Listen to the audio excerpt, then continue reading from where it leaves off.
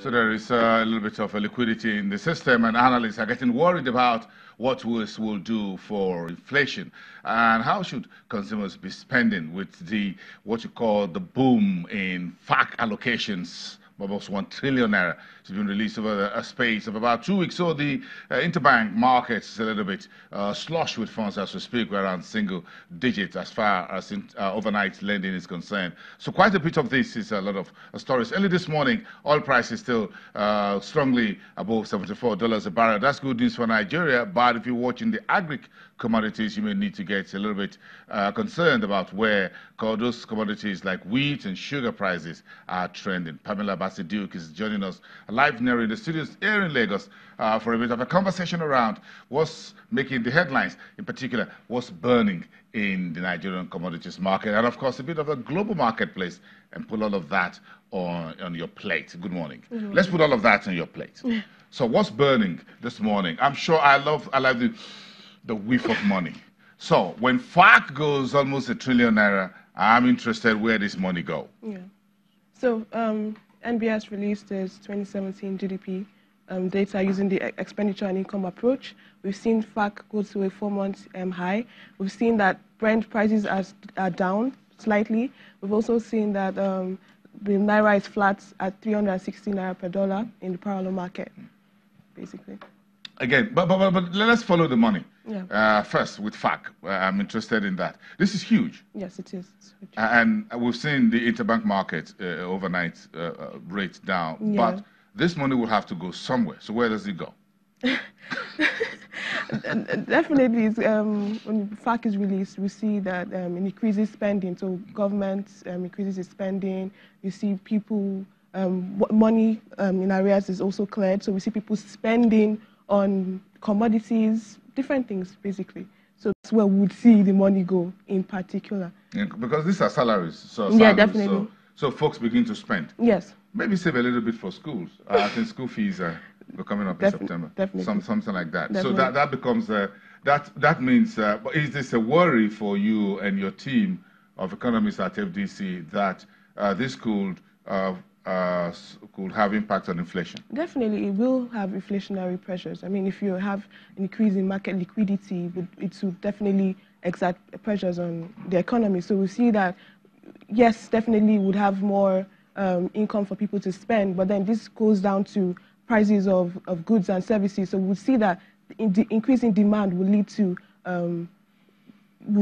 increase in prices because people are demanding more for these goods and services. So definitely we'll see suppliers taking up prices. So yeah, that would have some inflationary pressures on the economy.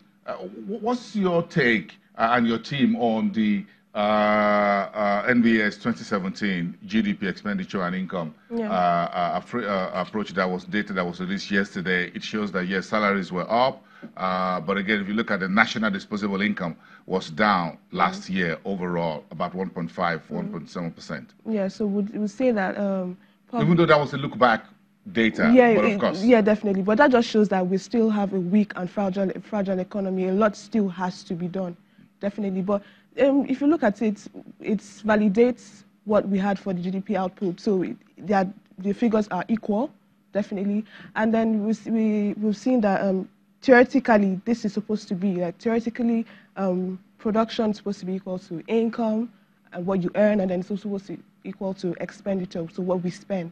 So that's what we're seeing, is validating our outputs, data from our output approach. Did it really show or further confirm that we exited recession somewhat in 2017? Yes, somewhat. Some of the figures were still in the negative territory as we look at household consumption, look at government expenditure.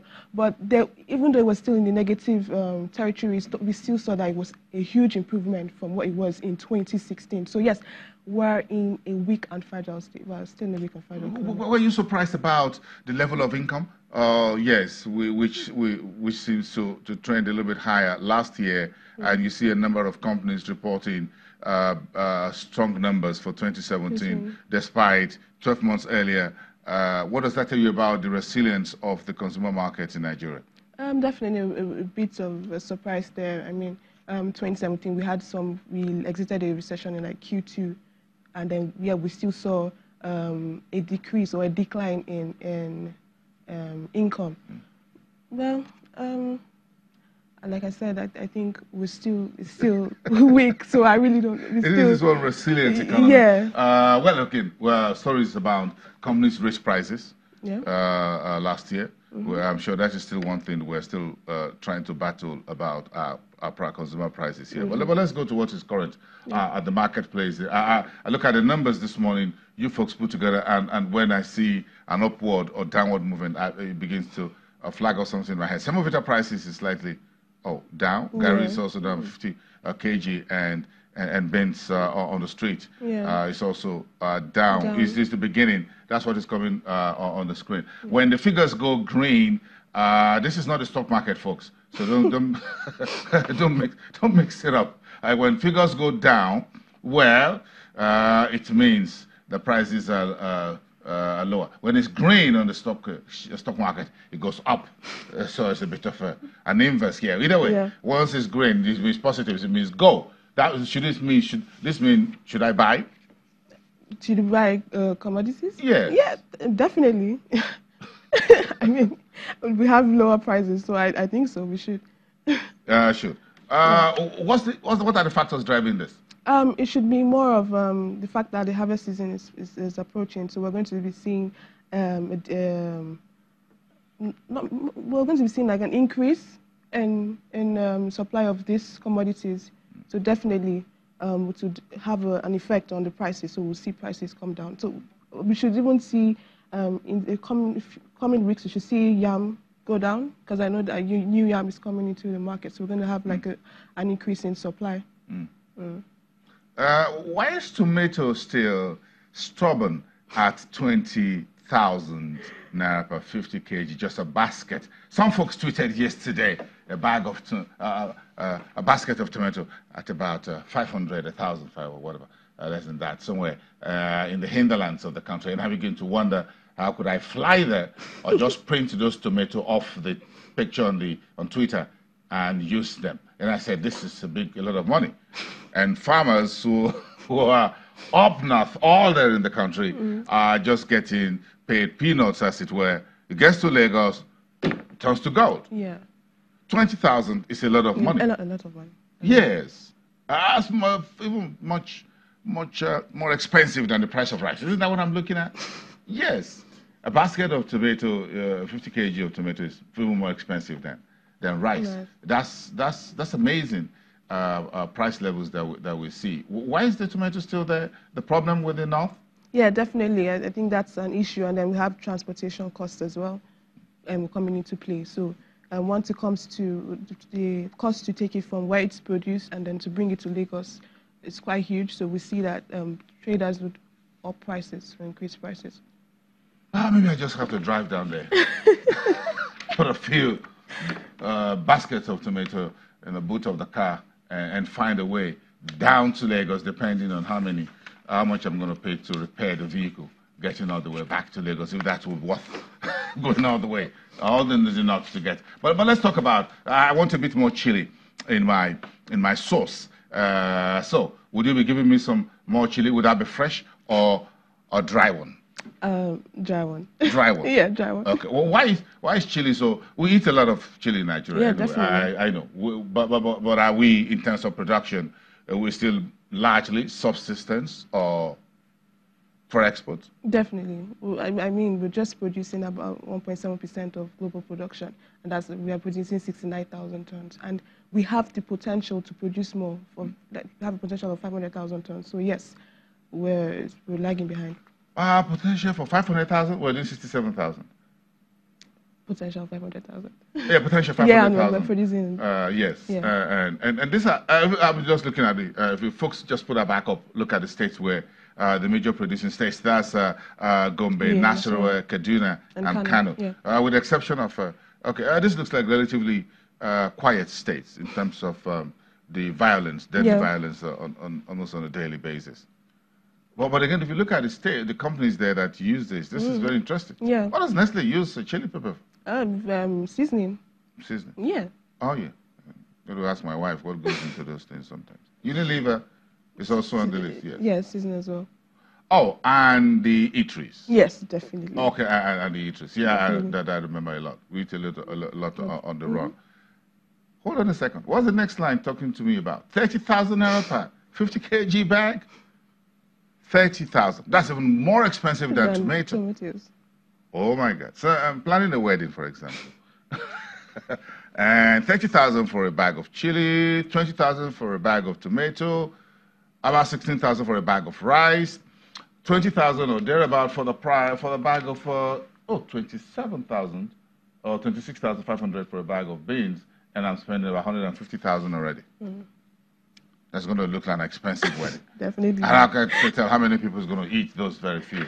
So this is high. So all this boils down to what?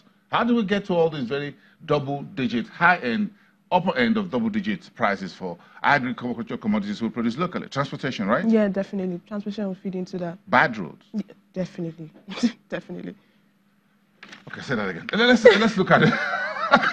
Let's look at the oil market, which is very interesting. I see prices go up every morning. I try to check that before I leave home, depending on what my mood is, and I try to say, don't spike my blood pressure if prices start going below 74, $75 a barrel. Then when it goes a little bit higher, I seem to be in the mood to tweet. When the prices are falling, I keep my fingers off the off Twitter.